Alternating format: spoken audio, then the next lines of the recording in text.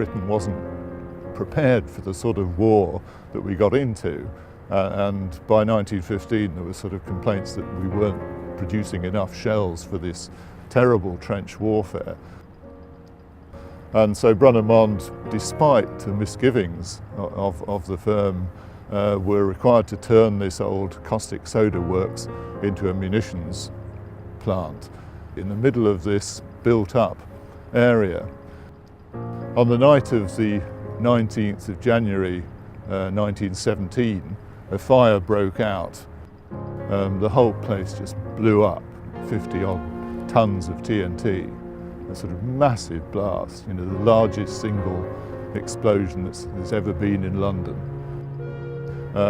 Obliterated everything within several hundred yards.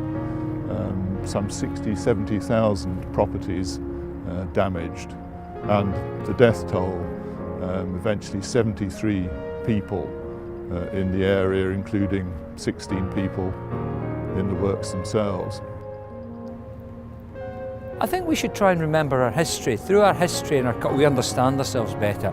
This was very important. It happened at a time there were 350,000 people who lived in West Ham, which is the same numbers live in the whole of Newham today. So it was very different conditions. People were much more crowded.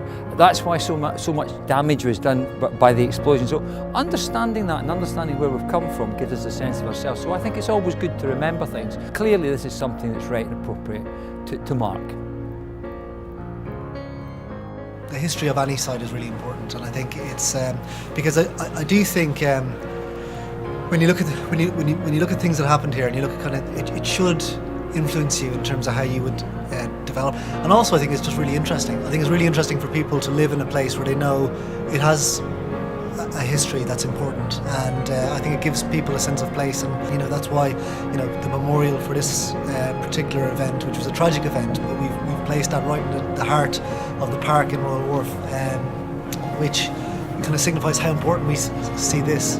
So everybody who lives here in 50 years' time, 100 years' time, people will still be very much aware of this event that happened where we stand today.